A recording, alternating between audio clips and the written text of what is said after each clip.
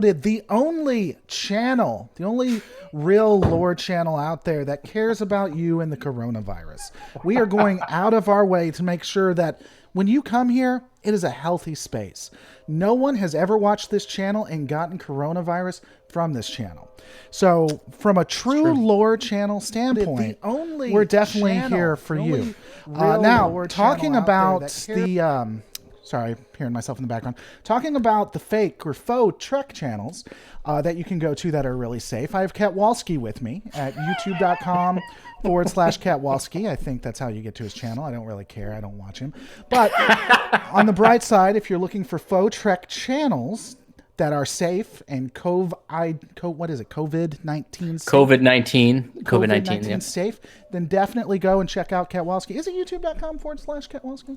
Usually you just pop up. I have you set up where it automatically. I think it is. Yeah, I think I got the custom URL set up a while back. Yeah. So. Hey girls, turn that down a little bit, please. So kids are home because school has been canceled for the rest of the month. That's a lot of fun. Well, let's see if it is. I mean, people who watch my channel watch yours though, so I can't see them not just instantly knowing where it is. Yay! Hey. Yeah, just keep it on 9 or 10, okay? And we're live. You can say hi real quick, and then I gotta do some stuff. Okay. Hello. We're moving. That's right. Don't tell them where or any kind of information like that. That's safety first. All right. Say bye. Unicorn says bye and bye. Love you. All right. So today we're going to be having some fun conversations. We'll be specifically talking about broken pieces. I'm really excited. So, as people know, I have friends on both sides with We Are Starfleet as well as Fandom Menace. I say friends, we don't really talk ever again, but that's okay. Last time I talked to them, we were friends, but I never get to really have any conversations with people who have a mentality of the Fandom Menace. Just don't go live for whatever reason. I'm sure if I pushed for it, somebody would come on. But I'm really excited because now I get to talk to somebody who basically is taking the Fandom Menace's argumentation. And so I'm going to be able to really put it to the test. I mean, when you think why Broken Pieces is bad, think Fandom Menace, think Ketwolski. So that's it. 100%. That's right. You heard it here. You heard it here first, folks. I've crossed over. I've crossed the picket line. Never. You've crossed over. So you didn't like Broken Pieces, whereas I did. Why didn't you like Broken Pieces? Because I think we were having this conversation. And again, one of the reasons we're doing this is just because people have asked to have more live streams because some people are actually stuck in their houses because they're quarantined or just don't want to go out. But so very true. I think it was a return to the Next Generation. I think there were some excellent pieces in it. Whereas you didn't, and don't let me misquote you, but you didn't like it at all, did you? Or you didn't like most of it? You thought it was yeah, good. So I let me because I don't think I was particularly clear in my review video. So the episode itself, I didn't hate it. It's just when I compare it to the rest of Picard season 1, it's at the bottom for me. It wasn't like a terrible episode in my opinion. I just feel like editing was a factor, and I felt like some of the plot lines could have been restructured in a way to make it a better episode. But yeah, I don't think it was like dog shit or something like that. It's not something like when I go to rewatch Picard season 1 after we get the full 10 episodes, I'm not going to like skip it or anything like that. But yeah, it just wasn't, I had some very specific reasons as to why it didn't kind of jive with me as much as the other 7 did. See, but here's an interesting thing, because I think I'm not going to say a consensus, but I think there is a argument where a lot of people are saying that this episode was not like a complete return or whatever, but it was as similar to TNG as any of the others, whereas the others were something new. They weren't really as much spiritual successors. So it's interesting that you would think this was the weakest and the others were stronger, taking that into account. Now, you may disagree, which is where we'll get into it, but I just think that's really interesting, because that's the way I take it. I think it's not an exact TNG episode or anything like that, but I think it's as close to TNG as you can get, and it's in the top 3 for me when it comes to episodes in Picard. Again, like you, I don't hate. There's not an episode I hate yet. Yeah. Yeah. I mean, Definitely not. if Kurtzman and Discovery writers stay consistent, I'm going to absolutely hate the last two episodes because I do think they're building up and doing really well. But if it stays consistent with Discovery, then the last two episodes are going to be the worst that I've ever seen because that's exactly what happened when I was watching the other series. But what exactly you say editing? So that's interesting to me because, as everyone knows, you can't go on my channel anymore without knowing that I go to film school. What exactly is the editing you had a problem with? So it was the way the edits were placed out, and they've been doing this for the last couple of episodes, but I think that they were able to hide it a little bit better. In this one, I think it was a bit more noticeable, and that's just maybe my personal observation on it, which is the A plot, which is everything that's happening with the La Serena crew, and then the B plot is Elnor and Seven when she arrives and what's happening on the board cube.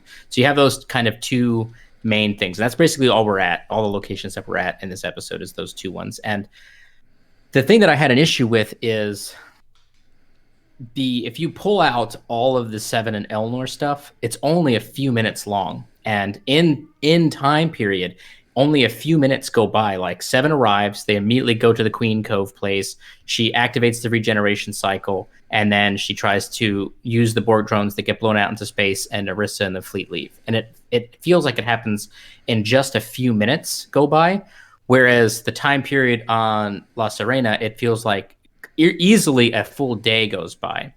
And the way that those things are cut together, it's obviously intended to try to keep up the momentum and keep up that pacing correctly throughout the episode, so it doesn't get a little too long, because a lot of the La Serena stuff is just talking, which I don't mind. I don't have an issue with, but I understand other people don't. I feel like if they had dropped a couple of the elements from the A plot, we could have spent a little bit more time with the B plot stuff and explained a little bit about, did the scientists evacuate? What happened to the rest of the XBs? Where did the Romulan fleet come from? Did the Zotvash take control over the Romulan Free State forces on the cube and then abandon the reclamation project? Did they bring any of the Borg equipment with them? What was like, what was all that about? Like, they spent a lot of time in the previous episodes building up and kind of creating that world that exists on this cube, and then it feels like in a second everyone's gone, and it's just Seven owns the cube with Elnor, and that's it, like, and we're gone. So I just feel like the way that the edits were placed, it was much more obvious, I feel like, in this episode, that the B plot stuff only took place in a very, very short period of time. And it did happen. Obviously, Seven had that issue as well, because it definitely very clearly was like, Hugh was with Elnor, then Hugh dies, then Elnor's in the room and he activates the thing, and that's all that happens. And it was definitely the same thing in 7, but I don't know why, it just, for some reason, in 8, it just felt a bit more noticeable to me. So that's what I mean when I say, like, edits. That's what I mean by that. That really, and I'd have to agree with Jesse to a degree. I think I'd more say that's writing, pacing, and such. I can see where you're saying they're placing the edits. 1 second. Hey, baby, I'm talking with someone. What's up, sweetie? It's YouTube Live. Shh. What's up? I'm hungry. Okay, we'll get something soon, okay? Even though I fed you less than 30 minutes ago. All right, I love you. Thank you for saying that online, even though I gave you a ton of food. Now it looks like I'm a horrible father. Are there any oranges? No. Yes. Go get some oranges. Love you. All right, so I think that's more a writing / pacing issue, as we've kind of discussed. Because when you said editing, I was curious if maybe it was, I think, more the technical aspect. I'm not saying you're wrong. I'm just saying when you said editing, I was thinking more of like a technical aspect of the way they were doing the camera work, or the way they were actually editing the actual footage versus the pacing of the writing itself. Oh, okay. Yeah. No, that's not what I meant. No, definitely not. That's a problem. That's been a problem with. See, that's what's interesting about it. That's been a problem with Picard since day one. The pacing for Picard when he was on Earth and figuring out everything that was going wrong, and with Soji and Narek. Narek. I was gonna say something else, but kids are here. With Soji and Elvin Bad Boy, those two, the pacing on that was completely off. And not only was the pacing completely off for both of those, the it's not pacing. I don't want to say genre, but the tone was completely different. The tone for Soji and Bad Boy, Elven guy, was more romantic, more getting to know each other, more, oh, I'm so bad, but I'm falling in love with you. Whereas Picard was, hey, let's figure out what's going on. We got to save. There's this big bad thing happening, and then we got to get the band together. And of course, we can't talk to an admiral without them cursing. So there's always been a mismatch between plot A and plot B for Picard. It's interesting that you notice it here, though. Maybe you pointed it out that there's been issues before, but this just seems to be something that constantly goes on. Yeah, I would say that. That's why I said, like, it's definitely something that's happened in the previous episodes. It's just for some reason, and I really can't explain why this specific episode, it was way more obvious with it, and I actually found myself getting a little frustrated with the episode in the way that it was paced out because. Did it take you out of it? What's up? Did it take you out of it? Because that's exactly what happened with me in Picard. It did take me out of it. It did. Yeah. Yeah, with Picard and then Soji / Elven Bad Boy. Every time they switched to Soji, I had no interest because the tone was so different. I just didn't care. I cared about one and not the other. So it did. That's probably what it was. So it was just taking you out of it, as you said. I didn't mean to interrupt. Sorry. No, you're good. Yeah, I mean, it did take me out of it. And what's frustrating is Michael Chabon during his Instagram live Q&A sessions, like he was very open about the fact that he stated that they cut out a lot of stuff, especially in these later episodes, and it makes me feel like they probably cut some of the Borg Cube stuff so they could focus in on what was going on La Serena. And I feel like if they should have cut anything, even though I really enjoyed the scene, I really enjoyed it because it was funny and I liked it. The scene with all of the holograms together ultimately did nothing. It provided no new information to Raffi, and ultimately all she did was just go to Rios's quarters anyways and ask him what was up, and then he explained it at that particular point. And I feel like if they should have cut anything, it should have been that sequence, or moved that sequence and did something else with all the holograms so that they could have kept some of the Borg Cube stuff in there so that we just had more time to understand what was going on. Like, they established that the Zat-Vash are a subset of the Tal Shiar and that they're operating outside of the Romulan Free State government. But yet, for whatever reason, they essentially, commandeer or deputize or whatever the term is and take control over all of the Romulan security forces on the cube, and they just leave it. And I wish that they had spent a little bit more time with explaining how that worked, because the implication so far has been the Romulan Free State government is over here and the Zat-Vash are doing something else. And they're not quite on the same page. That's the way it felt like to me. It felt like they were different things. I don't know if you got that. I don't know how you feel about that. Well, it's common with the writing for, it's funny that you're coming up with this. This is common for the writing for Picard. Picard introduces themes that they never expand on at any point. It's interesting because I don't remember your exact idea, but I believe, or at least if not you, others were okay with Seven simply showing up saying, hey, I've had a rough last 20 years. Let's go murder somebody. Let's just do it. Let's just show up and let's just murder her. Let's in cold blood. Screw it. Let's just murder her. And then that was just for a paragraph. You mean when she murdered Vajazel? Yeah, when she brutally murdered Vajazel. Yeah, when she did that. Not Vajazel. Yeah. Was that's not her name? It's with a B.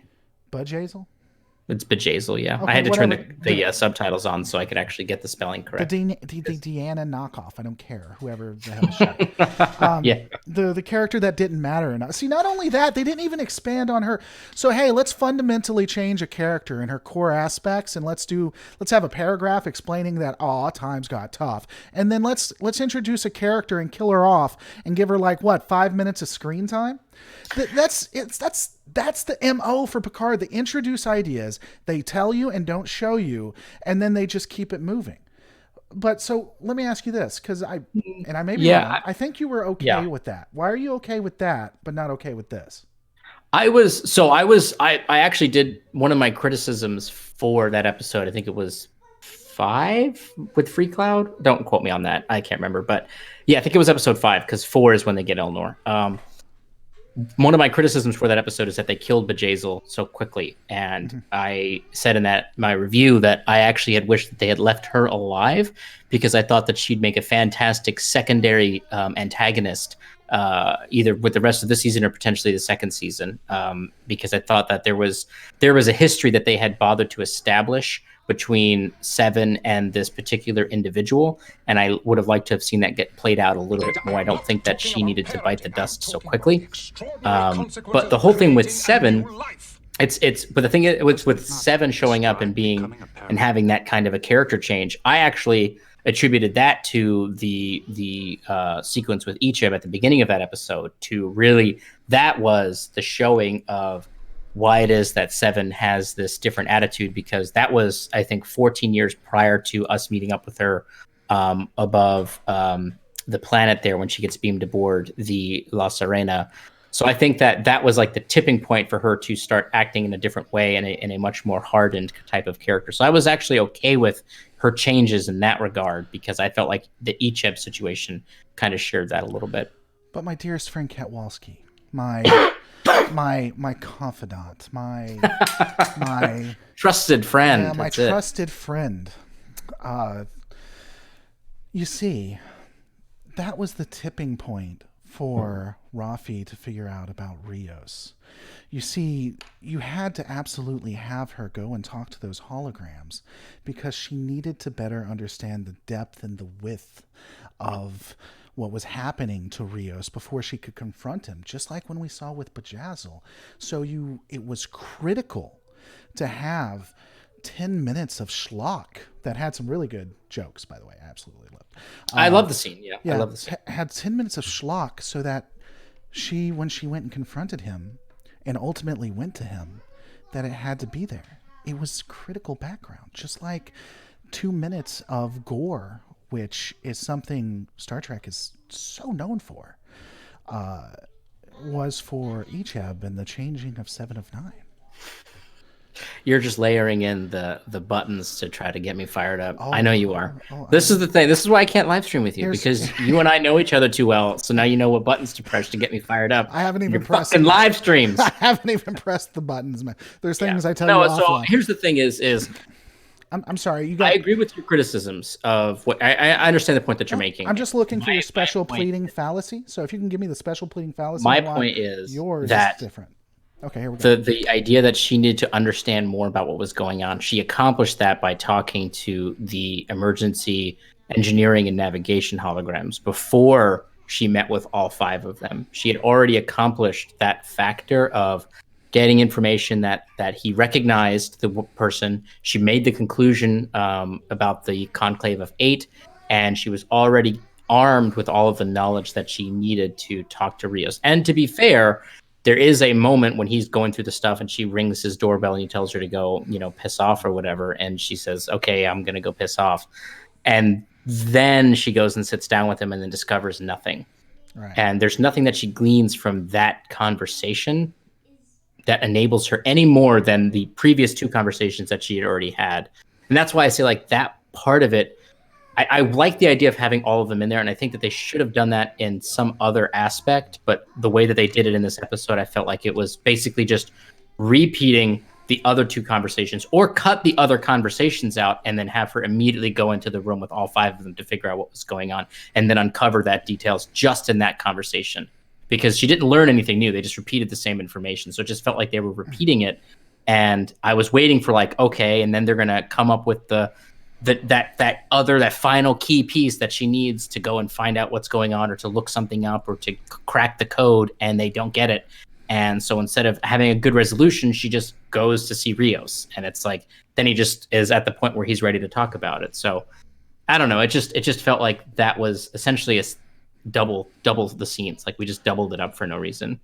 Ironically, I actually agree with you. I do think that it was unnecessary filler, but I think that we have the opposite issues. I think there should have been more with the backstory of 7, and less when you said like that was just a repetitive scene. I think you could have taken that scene out, or just started with that scene, and then added more to the background with Ichab or with 7, because I don't think we were given enough of that.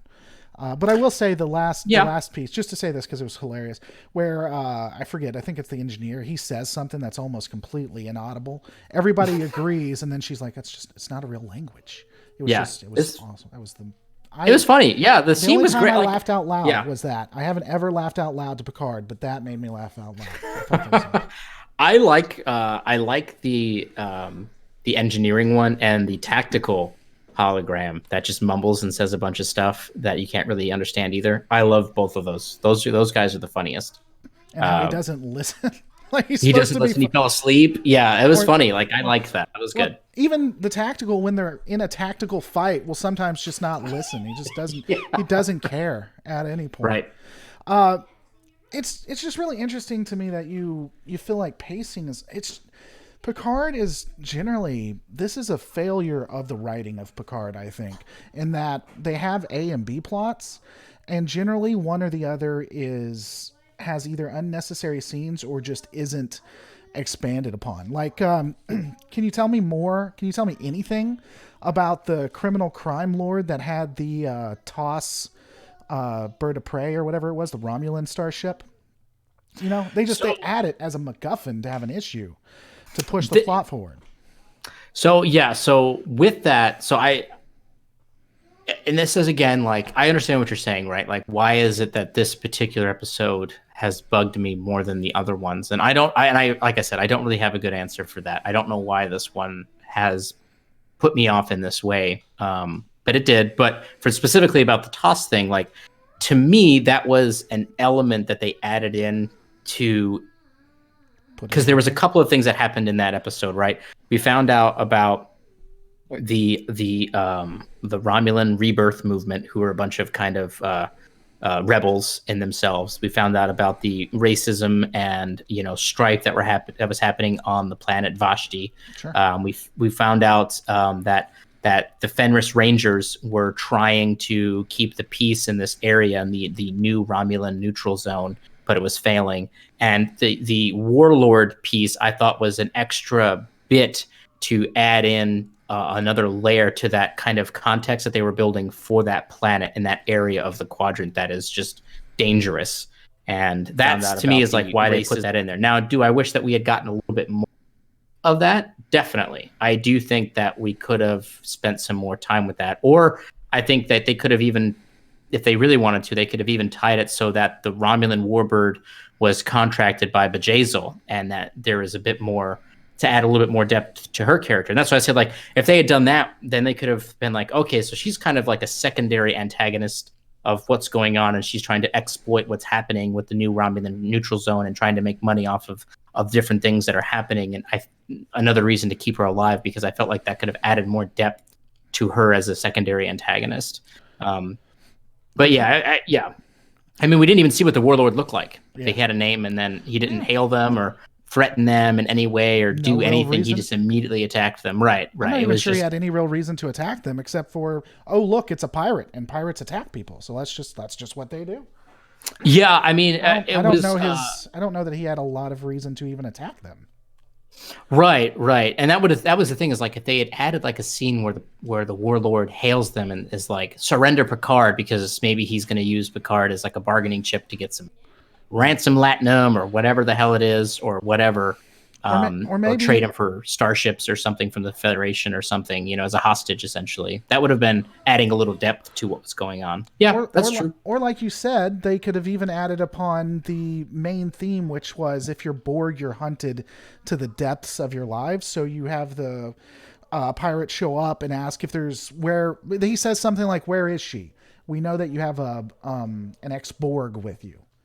And he's looking for Seven, or he's looking for Borg. That's why he does it. He attacks ships because this is a known place. I mean, you even tie it to the cube. There's so many ways to do this, but they just added it because marketing wanted to put it in a commercial. I mean, you could have said, because they're right next to the cube, or they're near the cube, ex-Bs or ex-Borg will sometimes get off the ship and have to travel through the neutral zone to try to get to safety in the Federation. Yeah. And so they just search every ship looking for Borg so that they can rip the components out of the people. I mean, I mean, the thing is we could go through probably every plot point and rip it apart. I mean, you can do that for any show. You know, I don't want Well- people to think that we're just ripping on it just to rip on it. But I agree with what you're saying. no, like no. there is an element to add there. No, I'm sorry. I in know you're these paid by areas. Kurtzman, but no, it's bad. It's bad writing. I don't I think it's agree bad that you can. I agree that you can nitpick everything to the nines and make everything look absolutely stupid. But there are some things that are good writing where you're just nitpicking, and then there's some things just bad. It's just a bad plot point that needed to be expanded, and this is a bad plot point. That don't give them anything. I don't think it was a bad plot point. It I don't think absolutely it was bad. Okay, I so don't you're think it okay. was You're bad. okay with unexplained MacGuffins that have no bearing or impact on the overall plot.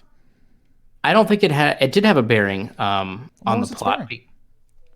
It, like I said, like in the context of that episode, it added an extra layer of depth to the world building that they were doing for that area of the quadrant, which is a dangerous area.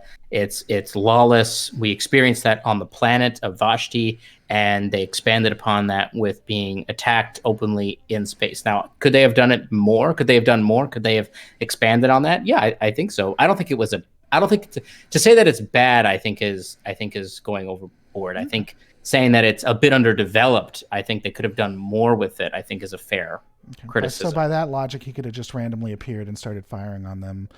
No mention of it or anything else. They could have just started freaking out, and it's just underdeveloped. It's still a good point. I mean, the ship just randomly appears. It's not cloak or anything. It just Well, it wasn't randomly. It didn't randomly appear. No, It- but if we can go and it's okay just to have underdeveloped things, why didn't we do that? Why do we waste screen time? Let's just have him randomly appear and start attacking, and they're like, oh no, and not even worry about it. And in fact, but it added that. And in it added fact, that layer. And in fact, we just cut out all of the CGI because we can save money on that. Have Seven appear and be like, oh, thank God we destroyed him. Don't explain it or anything like that. I mean, it's just underdeveloped. It's not bad. It's just, I don't think it's bad. I don't think it's underdeveloped. I think that You it. said Well, I underdeveloped. think That's it's where I under. got the idea from. I think it's underdeveloped in regards to that they could have done a little bit more. That they had some other elements to connect it to, and they could have done a little bit more with it. But I don't think it's bad. I don't think it was just thrown in there. It absolutely know, was. You're crazy.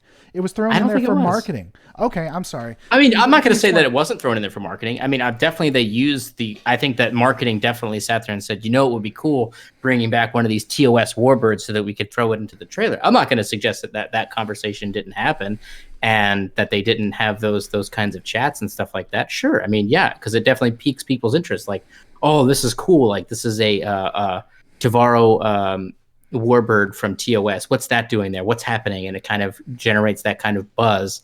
And that's why I say, like, it wasn't. I don't think it's bad. I think it was just a little underdeveloped, and they could have done more with it. When it comes to I'll expand on this if you need to. And I'm sorry, this is going to be a little academic, and Go ahead. So I don't mean for it to be, if it is. But when it comes to storytelling, do you subscribe to the hero's journey?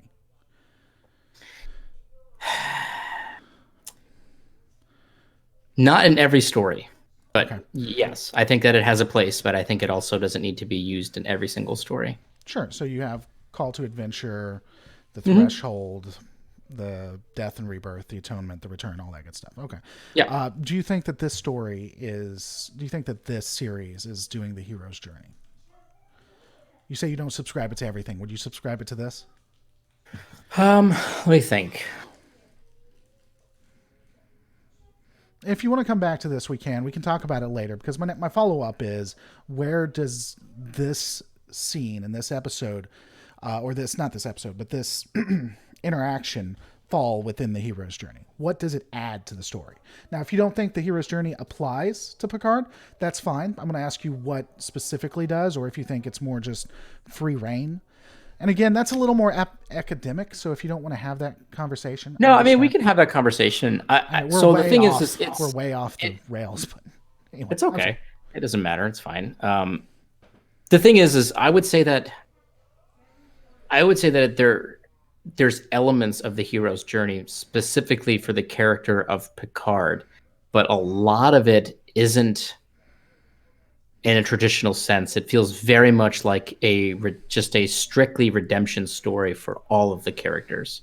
All the main characters, Rios, Raffi, Picard, and Agnes, are getting they're starting off in a bad place, and they're just going on a redemption storyline. which does have, I think, hero's journey elements to it. I think specifically for like Picard with the call to action and all that stuff like that. I feel like that was a lot of what would happen in episodes 1, 2, and 3, specifically 1 and 2, with the death of Daj and then his desire to go and do all that stuff. But I don't think that it's adhering strictly to the hero's journey. I don't think it's doing that. No. Where does the pirate fall in that? So to me, the pirate goes into world building for that quadrant. Like, that's what I said. Like, I don't think it necessarily adds to Picard's arc if we're looking at it from that perspective. So it has no meaning? That's what I'm saying. The story is about Picard and co. and their journey and their... I mean, that's true, but that's struggles. not the only story that's being told. That's why I say I don't think traditionally a hero's journey. What other because stories? they're also world building about what's going on in the quadrant in 2399. They have to deal with the fact that Star Trek is a long-standing franchise and people want to know what is happening in the quadrant post the Romulan supernova. So they have to spend time to explore that. Not everything, I think, is going to tie back strictly to the Picard thing, which, I mean, if everything did, then we'd be having a conversation about, like, well, why is it that everything in the entire quadrant has to do with Picard? That's why I think that they went with Hugh getting killed without Picard there, because not everything has to happen with Picard present, and not everything has to directly relate to him. Okay, so this is going to be a taste thing, because I somewhat disagree with you. Okay. I think if you're going to tell a story and you're going to make it about Picard or Picard and co., then literally you have to write a story that completely impacts them. Now, you can show the world around them, but everything has to drive the story forward and the protagonists forward, or you're just wasting your time, or you get two guys on the internet trying to make a living arguing about it. So... so maybe that's good that they're doing that. I think, yeah, that's true. I think. I mean, it's working for them, so. Yeah, I mean, they're getting free. They're getting free advertisement, so there is that. So moving back to Broken Pieces, it was simply because I think we're just going to have to disagree on the role of story writing, which is why there's multiple theories, including the hero's journey and all kinds of others. But moving back to Broken Pieces, it was only the pacing that you had an issue with, because again, there's nothing different. It's just because you were so invested in one of the plots, the other one really brought it down for you. It wasn't necessarily that, like, the stuff that was happening on the cube wasn't interesting. It was that it was like it just felt like that part of the plot was being rushed, and I think that's what brought it out for me, which is that because we had spent so much time establishing what this cube was and who all the players were, for it to end so abruptly like that, I think is where I kind of got frustrated with it, because it was just suddenly Narissa, who's got more plot armor than any other character I've ever seen, because she was just being palmed by the XBs who, like, ninja broke the neck of the Centurion that was following her, and suddenly they just want to, like, palm her to death. I don't know what they were doing. And then they were just gone. And it just, the fact that we wasted a little more time, we wasted time, in my opinion, on the Serena plot that took away from the secondary plot. That's what kind of pulled me out of it. Well, to be fair, and here's a point that came up, and it was even pointed out by someone in Super Chats, which we'll address in a little bit. Mm-hmm. First off, there's 2 episodes left, so there could be, like, major impacts from the cube and everything. A lot of people actually are getting upset about the fact that the Borg were blasted into space. I do think it was a little weird that Seven, like, yelled no or whatever. Because we know from First Contact that space doesn't necessarily impact the Borg, so it's possible that there's still going to be something there. And again, we don't know. They made it look like a large portion of the Borg were being vacuumed out, but we don't know how many were. So I honestly don't think that we have enough information to know if that was even impactful. The only piece to that, I think, is that it did allow the Romulans to escape, like you said. But I mean, in theory, she could just beam all those Borg back, or I guess they could swim back in, and then you got a Borg cube you got to deal with, right? Right. I'm hoping they swim back in. That's what I think is going to happen. I would like to see that too. That's going to be the A plot is going to be like from the Serena. And it's going to be every time it goes back, you just see them swimming. Yeah, they're having to like hold each other's by the hands, push each other on the feet to kind of build momentum. They're gonna start grabbing each other. And then That's it. you have the music from like oh, what is it? Little, not Little Drummer Boy. What the hell is it that always plays in during Christmas? Nutcracker. So you have the Nutcracker music, and you have them getting back into the. Dun, dun, dun, dun, dun, dun. Yeah, yeah. Spinning and everything. Dun, dun, dun, dun, dun. Yeah, yeah. So, see, That'd be funny. I think that's going to happen. I think mark my word. I've been right about a lot of the things that I've talked about, and I think that's what we're going to see. That's A plot right there, and then B plot is going to be them dying through that warp, whatever the hell the circuit or The transwarp conduit. The transwarp conduit. Yes, I think that's going to be. I don't know. Again, I liked it. I thought it was honestly maybe the reason why I liked it so much is not what we were looking at necessarily in the content, but the spirit and the feel of it. So there were two major points here that I believe that we watched. The first was, well, three really. The first was Picard accepting that there was that he had finally had a close bond with all of his crew. And I know there's critics, RLM says that he wasn't that close with his crew. The last episode, the series finale, and the movies after it showed that he had a really deep connection with his crew. And so Data gave his life for Picard, and Picard never really got to say thank you or really accept or see where they were. So I think there was kind of a finality to there where Picard was talking about how he loved Data, and then I think they ended that one exactly with Soji saying, Data loved you too. I think that was giving him... That was a great scene. Finality. Yeah, I think that was giving him a little finality to that. Yes. Yeah. You then had what I think is a classic Trek dilemma with Seven of Nine, who has to become a queen to stop the Romulans from doing evil things, but that has consequences to it, where she may have to take the Romulans' freedom in order to save a civilization, Yes. And so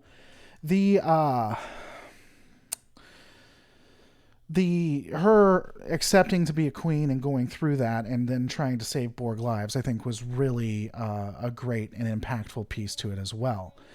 But that's what pissed me off about that, though, is the sacrifice piece. Number one, beyond the fact that it was rushed, and I understand that they were trying to keep up the energy of the sequence, but she accepts these tubes into her to reconnect herself to the cube, essentially, not the collective, but the cube consciousness, and making a micro collective or whatever the hell she called it in the episode.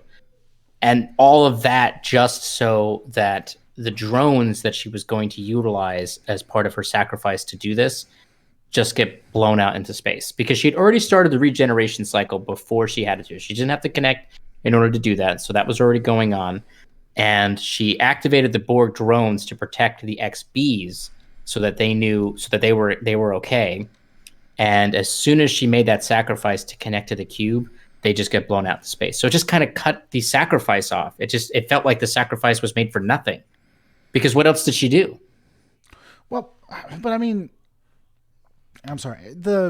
First off, I don't know that the Borg are, as we stated, the Borg are, if they actually watch Star Trek, which hopefully they did, the Borg may be fine. So that it may have just been a stopgap to slow down the Borg so that they could escape. So I would hope so. Yeah. So it may not have even been like a sacrifice or anything, unless again they just don't watch Star Trek. So it could have just slowed them down. But beyond that, that still is actually still Trek. If you remember, Picard himself said that you can do everything right and still lose.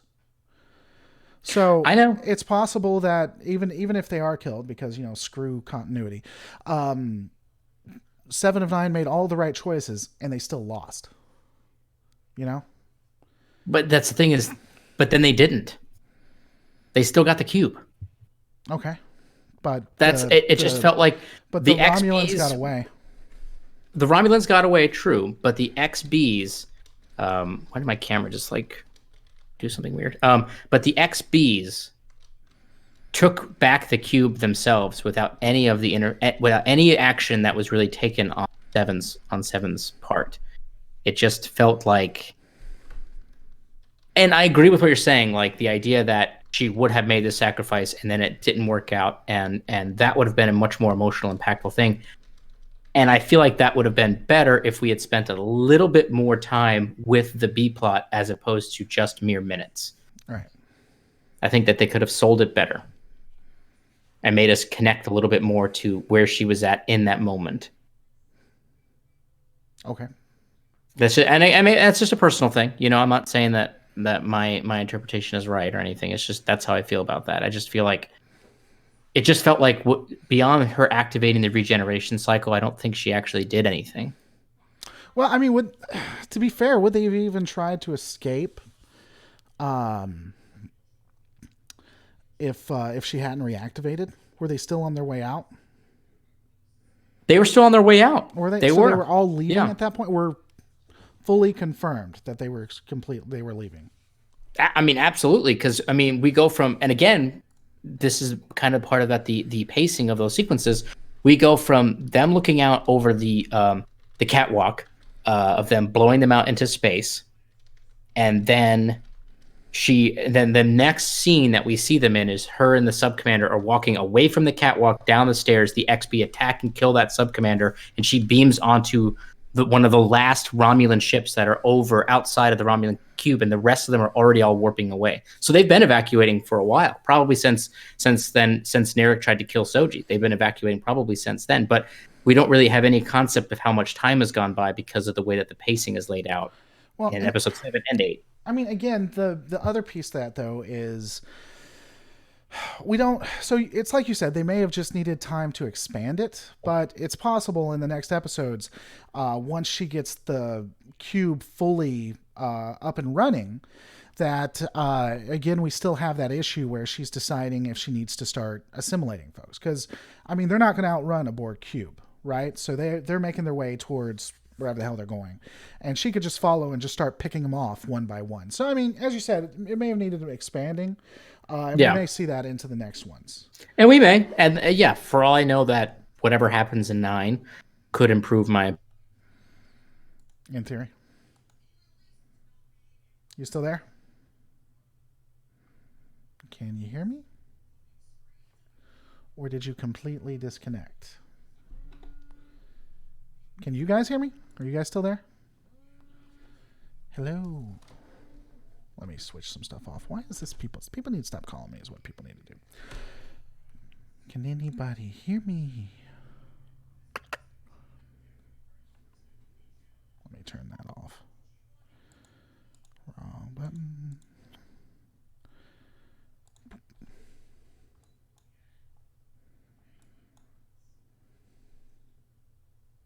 Can you guys hear me? Let me know if you can hear me. He is dead. Here, I'll ask in Discord. Are you dead? Question mark. Huh. Yeah, he's gone for some reason. 3 cheers for hashtag Discord. Discord's going down? You there, buddy? They got to him. The Tal Shiar got to him. Well, while they're doing that, and we wait for him to get back, let me finish up one thing real quick while you guys are here.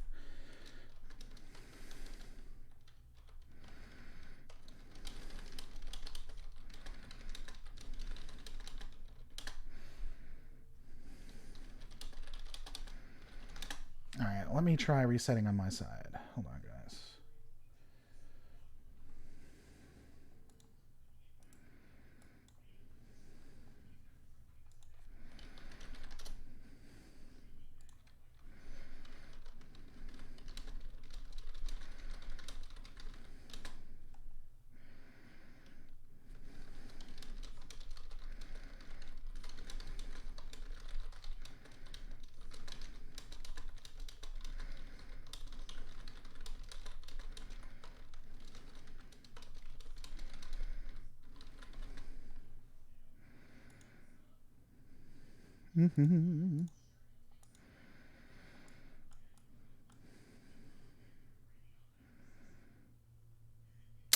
Yep. It's dead. Okay. Let me go here and talk to him this way. You guys can't see that, can you? No. All right. Messaging. I think it's Discord. Y'all enjoying this? Is it fun? Fun for the whole family? We'll give it a couple more seconds, see if he can reset it and go from there. Yeah, we went drastically off course, but while we're doing that, let me look at some super chats that we got today. Ryan says, I'm going to guess that only 25% of people on the stream chat is Phantom Menace. I get the joke. Also, Picard as a whole is way better than Discovery. Ryan, how? I would agree with you, good sir. Jimmy 1985, survived the move lore. I did not understand the swarm of bots around the cube. Was the Romulan-controlled bots to allow for venting the cube, or was the Borg regeneration bots? I didn't see any bots. I don't know if they were bots or not, or just the skin of it moving. If they were bots, they were repairing the vessel, not specifically doing anything else. And then Zimiko. I think the short seasons will hurt Trek shows. Everything feels rushed and unexplained. Yeah, that's exactly what is going on with it. They all feel very rushed and unexplained, and that's why we're having the issues that we are. Thank you guys so much for the support there. As you know, moving is an absolute, it's a wonderful thing. It's just so happy-go-lucky, so happy-feely. Yeah. We'll give them a couple more minutes, and then, as you said, F to all. I'm going to send this email while we're doing that, though, because that's what you guys come here for, to see me send emails.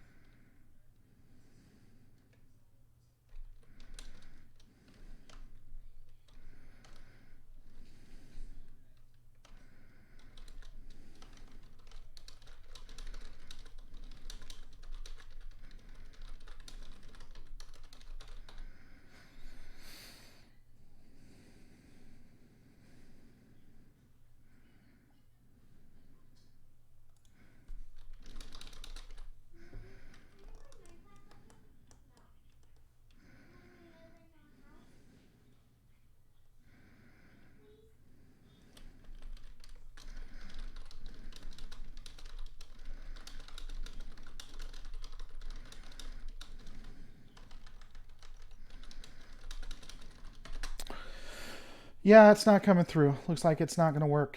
That sucks. All right, guys. I think that's a good place to end it anyway. The only other thing that I was going to say was that I really liked Rios, except I understand how it went a little bit slow. But when you finally got to Rios, they finally gave that character a backstory, which I really appreciated, because I didn't know nor care about Rios until this point. But with that out of the way, I guess we're just going to call it, guys. I want to thank you so much for watching. Don't forget to rate, comment, and subscribe, and I'll see you on the next Lore Reloaded.